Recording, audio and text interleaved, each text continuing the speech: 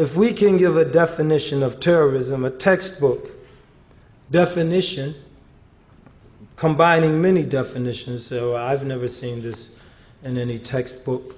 So having read many textbooks and even taught many texts on the subject, I'll give you my textbook definition.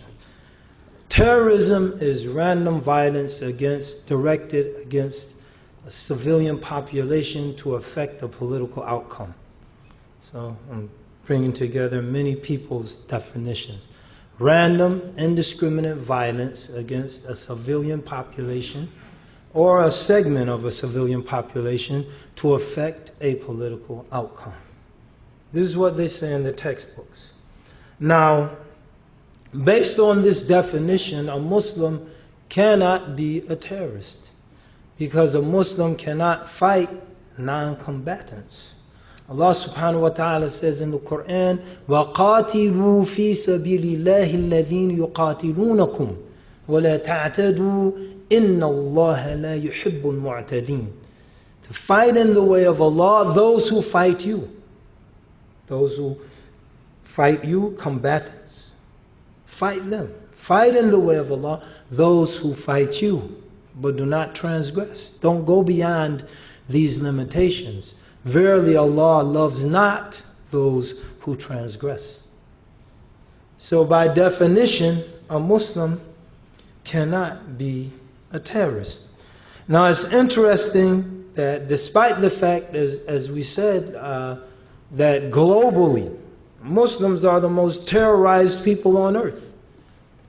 And the evidence for that, you look at what people constitute the major percentage of refugees on this earth. People who've been driven from their homes. People who've had their lands usurped by armies, by mercenaries, by vigilantes. The overwhelming majority are Muslims. In Philistine, Palestine, Bosnia, Kosovo, Shishan, Kashmir, the Philippines. We could go on and on. And certainly there are large numbers of non-Muslim refugees, but the overwhelming majority are Muslims. Despite that, we are presented as the terrorists. And this is due in large part to sophisticated acts of mental manipulation. And in this country, a lot of it is media-induced, if we can introduce a new term into the discourse.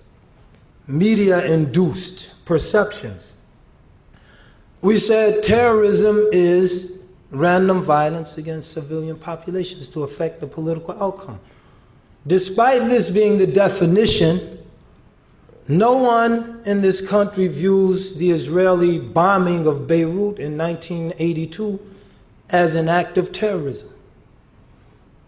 The targets were a civilian population, indiscriminately targeted, with every known conventional ordinance, short of nuclear bombs, phosphorus bombs, cluster bombs, napalm, etc. The whole array, resulting in the death of 25,000 civilians, 200,000 homeless, the destruction of blocks and blocks of civilian neighborhoods to affect clearly stated political objectives.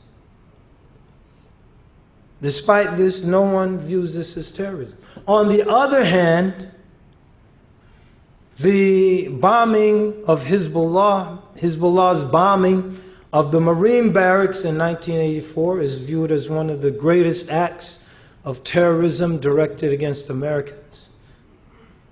But if we step back, who was targeted? Civilians? No. Military personnel. In a military installation, in a war zone. And it's interesting to ask a question. If Hezbollah owned a bomber, which they don't, and flew overhead and bombed the barracks, would it be described as terrorism? So how we perceive things and how things are presented to us goes a long way in how we view this phenomenon.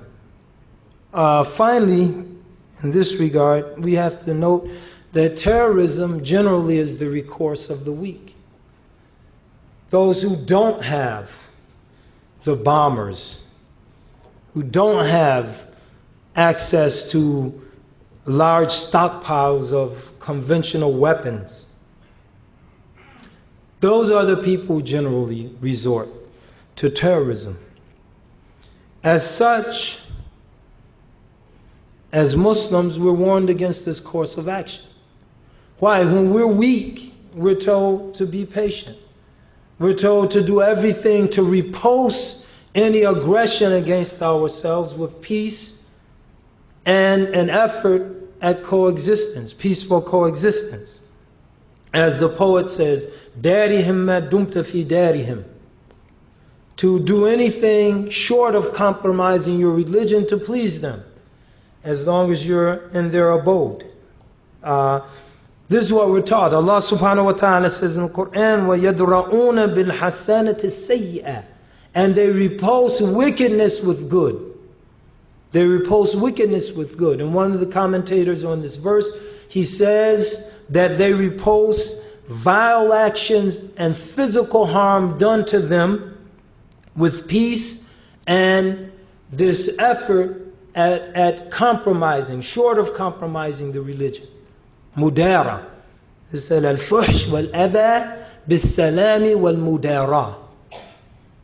So this is an aspect of Islam. This is part of the sunnah to govern our actions when we're weak. And as Muslims we're taught this.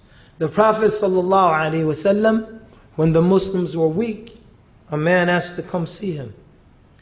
And the Prophet said to Aisha radiallahu anha, may Allah be pleased with her, what a wicked man he is. And then when the man came, but let him come in. When the man came in, he spoke to him so kindly and softly, Aisha was taken aback. When he left, she said, how could you treat him like this when you described him as being so wicked? He said, sallallahu alayhi wasallam, that the most loathful people are those whom people leave because of their wickedness. One of the Sahabi, he said, radiyallahu anhum, that we used to smile in people's faces and we were cursing them in our hearts. So they were presenting one face to repel the wickedness of people. Muhammad bin al-Hanafiya, the son of Ali bin Abi Talib, but not from Fatima, therefore his lineage is identified through his mother, al-Hanafiya, he said, لَيْسَ بِحَكِيمٍ من لا يعاشر بالمعروف من لا يجد من معاشرته بدا حتى يجعل الله له مخرجا أو حتى يجعل الله له فرجا. He said, it's not wisdom that you don't treat people with good and kindness whom you find no other recourse until Allah Ta'ala makes for you a way out. So this is a whole area of Islam governing our interaction with our enemies or with people who oppress us when we're in a state of weakness. And we'll come back to this inshallah later. Now we'd like to move on. So this is one meaning of fighting in Islam, to physically fight, but under certain conditions.